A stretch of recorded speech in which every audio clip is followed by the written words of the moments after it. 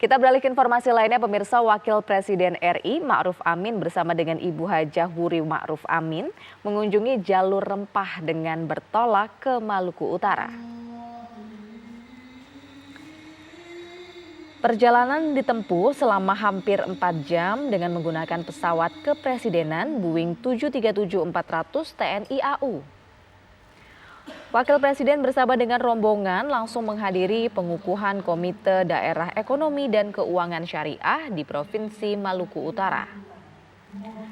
Rencananya Wapres bersama dengan rombongan akan berlayar menggunakan KRI Dorang 874 dari Pelabuhan Ahmad Yani Ternate menuju ke Pelabuhan Trikora Tidore untuk membuka seminar nasional Jalur Peradaban Rempah Dunia.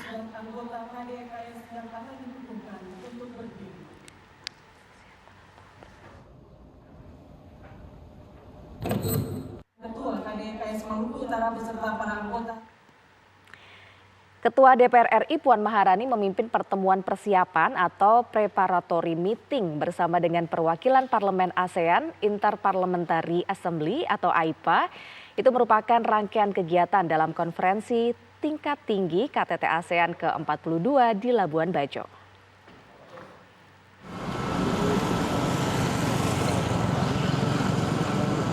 Jelang ASEAN Leader Interface Meeting, Ketua DPR RI Puan Maharani memimpin pertemuan persiapan meeting tersebut bersama perwakilan Parlemen se-Asia Tenggara yang tergabung dalam AIPA. Turut hadir diantaranya Ketua DPR Vietnam, Nguyen Duc Hai, Ketua DPR Laos, Saunton Sayachak, perwakilan Parlemen Malaysia Dato' Johari bin Abdul, dan perwakilan Parlemen Singapura Desmond Chow, dan beberapa perwakilan parlemen negara lainnya. First of all, I would like to welcome all of you to Labuan Bajo, Nusa Tenggara Province of Indonesia. It is an honor for the Indonesian House of Representatives to host the parliamentary preparatory meeting of the 2023 ASEAN AIPA Leaders Interface Meeting.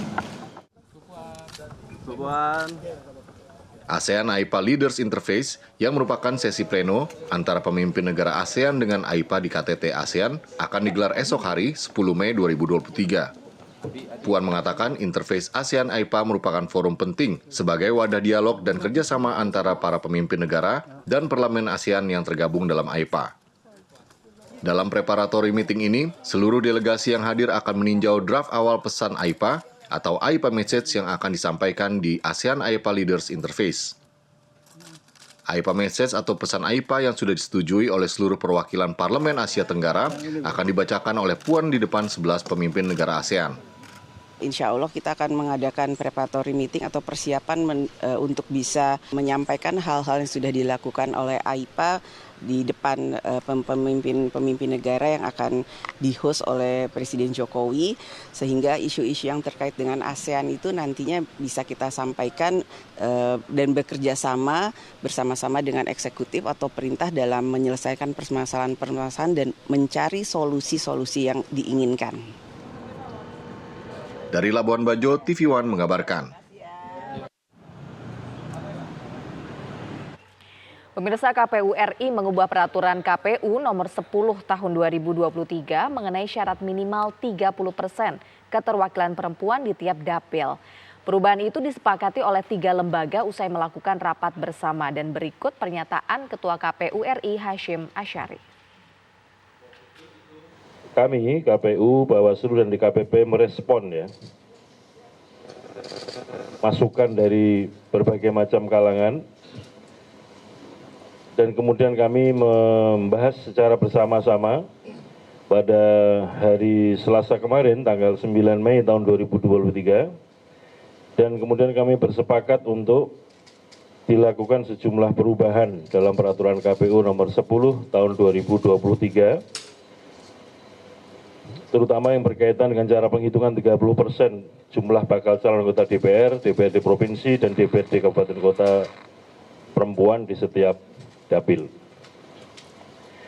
Yang kedua, KPU akan melakukan perubahan ketentuan pada pasal 8 ayat 2 Peraturan KPU nomor 10 2023 tentang pencalonan anggota DPR, DPRD Provinsi, dan DPRD Kabupaten Kota sebagai berikut. Jadi dalam teks yang sekarang ini, Pasal 8 ayat 2 PKPU nomor 10 2023 berbunyi bahwa dalam hal penghitungan 30% jumlah bakal calon perempuan di setiap dapil menghasilkan angka pecahan, maka apabila dua tempat desimal di belakang koma bernilai A kurang dari 50, hasil penghitungan dilakukan pembulatan ke bawah, atau B 50 atau lebih, hasil penghitungan dilakukan pembulatan ke atas. Akan dilakukan perubahan menjadi dalam hal penghitungan 30%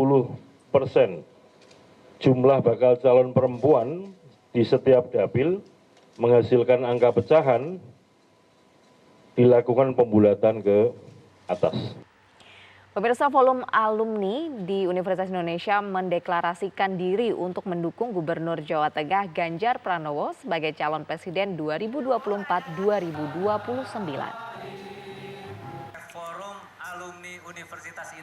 Selain diikuti puluhan alumni, Ganjar Pranowo juga turut hadir melalui sambungan virtual dan memberi pesan agar untuk berpolitik santun. Deklarasi Forum Alumni Universitas Indonesia yang digelar di kawasan Kemang, Jakarta Selatan dihadiri oleh puluhan alumni dari berbagai angkatan. Calon presiden yang diusung Partai PDI Perjuangan Ganjar Pranowo turut hadir melalui sambungan virtual.